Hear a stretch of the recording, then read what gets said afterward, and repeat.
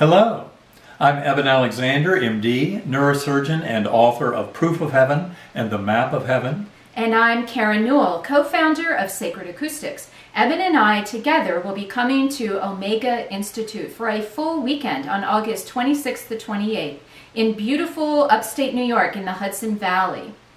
Free will.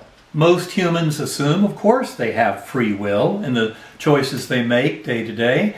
But in fact, our modern scientific paradigm, which states that the brain creates consciousness, would very proudly say, no, there's no such thing as free will.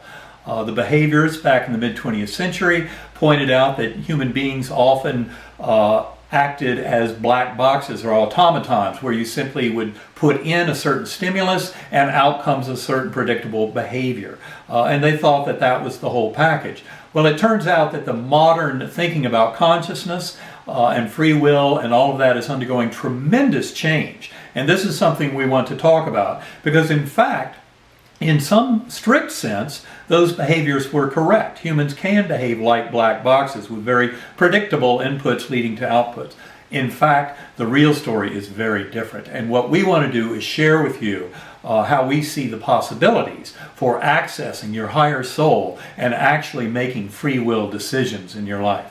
Now, one way to look at this is that when I considered the issue of free will, it seemed very obvious. Yes, of course I have free will all day long. But what I realized is a lot of my decisions were very automatic, especially when I was in a kind of an emotional state. And when you're in that deep emotional state, you're really more reactive. You're not necessarily making true objective decisions. And so by practicing getting into a neutral state, taking a much broader view of your issues, that's where you can start to really manifest the opportunity to make free will decisions in your life. And together we're going to be exploring all of this over several sessions throughout the weekend at Omega on August 26th and 28th.